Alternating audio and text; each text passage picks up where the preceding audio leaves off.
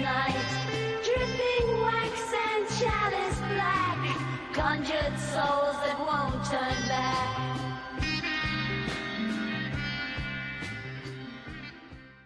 Once I saw a devil in a flame of fire, who arose before an angel that sat on a cloud, and the devil uttered these words: The worship of God is honoring his gifts and other men, each according to his genius, and loving the greatest men best.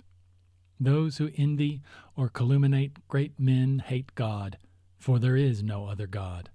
William Blake, The Marriage of Heaven and Hell. Welcome to the Brethren of the Morning Star. I'm your host, Magister Cankerworm. I was listening to a podcast interview of a theistic Satanist the other day, and the topic of equality came up. One of the statements the guest made, and the host agreed with, was that Satanism is non-hierarchical. I don't think I could disagree more. Historically speaking, this is demonstrably false. The Church of Satan had a series of 5 grades in which organizational power was concentrated in the priesthood up. Even then, the church was directed by an inner circle, the Order of the Trapezoid. And beyond that, for all practical purposes, ultimate power was vested in LaVey and his wife, Diane. The Temple of Set would carry that system of hierarchy with it. Even the Satanic Temple, which with its leftist leanings is the most egalitarian-friendly of the 3 organizations, has a centralized power structure with Lucian Greaves at its head.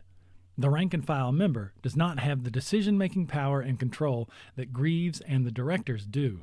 In fact, I would wager that the majority of satanic groups that have more than 3 members have 1 or 2 people who function as de facto leaders, whether they have a title indicating that or not. An objection could be made here that yes, for the sake of expediency, covens will often have people fulfill leadership roles. But these are for planning and liturgical purposes. We are all equals at the end of the day. But I do not think that this is the case. In the preface of the Book of Infernal Prayer, I lay out several principles that form the core of theistic Satanism.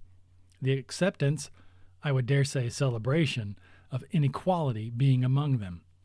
Part of the bedrock of the satanic ethos is accepting the world for what it is, and nature is unequal.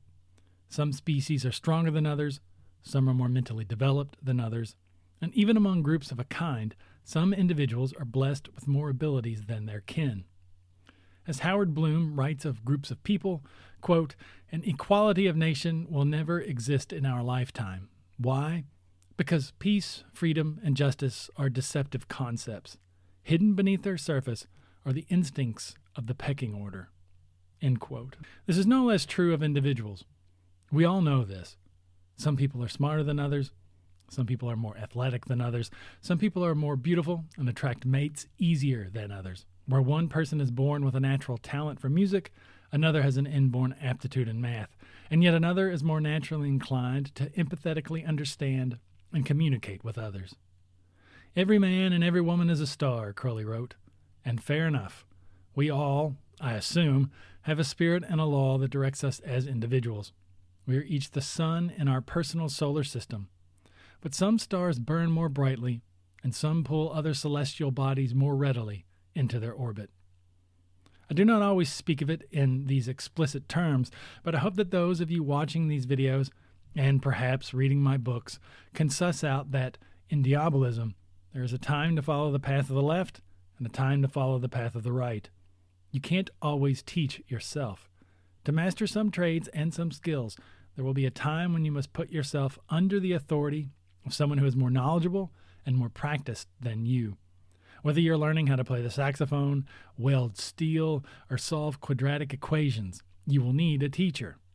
Teacher-student, mentor-mentee, master-disciple, I don't care what you call the relationship. It is hierarchical. Does that mean that you should blindly follow what anyone in a position of authority tells you to do? Of course not. You have the responsibility to discern, as a sovereign individual, when to let someone lead you for your own betterment and when to say, no, I am going to go my own way. Wisdom is knowing when and whom you should be following and when you should be leading. A Satanist's life is filled with hierarchy. We do not love all equally. We love those closest to us most, acquaintances less, and strangers less still. We have more compassion for those we deem deserving of it, while we hold the lazy, the cowardly, the willfully inept, and the cruel in apathy at best and derision at worst. There is no universal equality for us.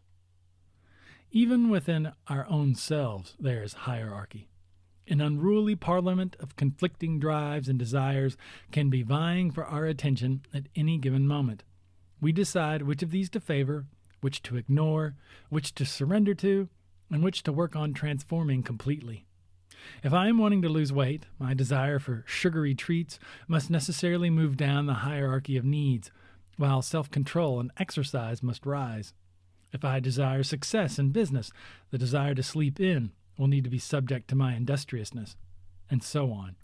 To quote Nietzsche from Daybreak, one can dispose of one's drives like a gardener and, though few know it, cultivate the shoots of anger, pity, curiosity, vanity as productively and profitably as a beautiful fruit tree on a trellis.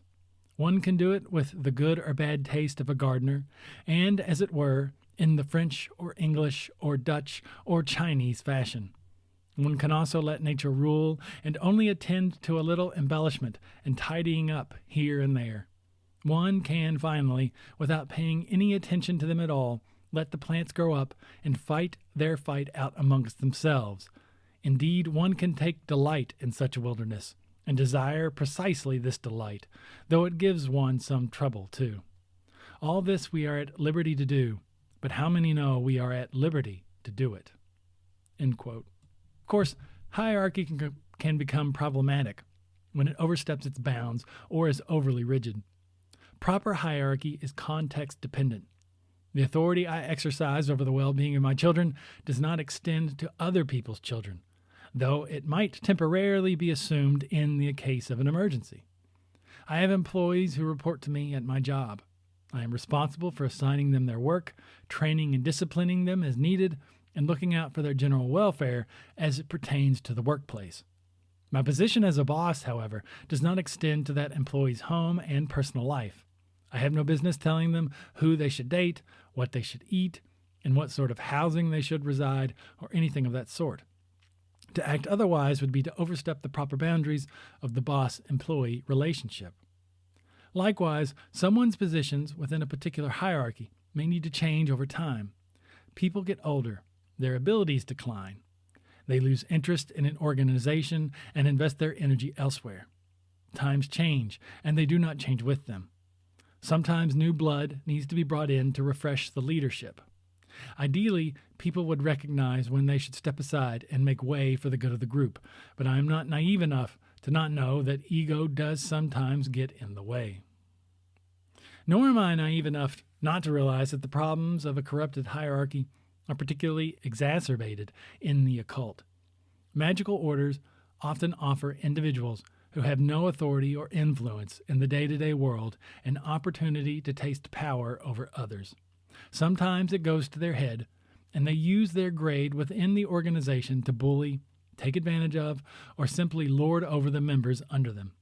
This is a real and constant threat, but the answer is not, from a satanic perspective, to do away with hierarchy entirely, or to pretend it isn't real or useful.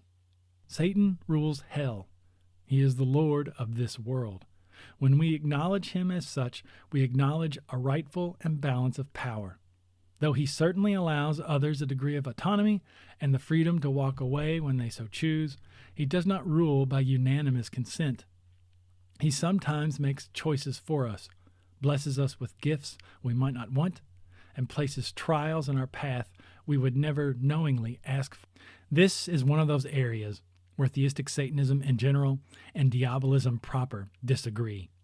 Lucifer is not just a friend to us, though he is not less than a friend, nor is he just a source of inspiration, though he certainly is that, nor is he just a source of power to, quote-unquote, work with, perish the thought.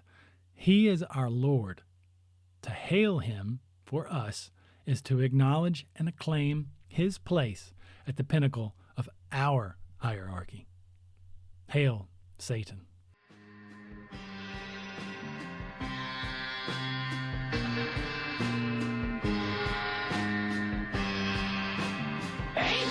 sigils in the ground, whispered chants of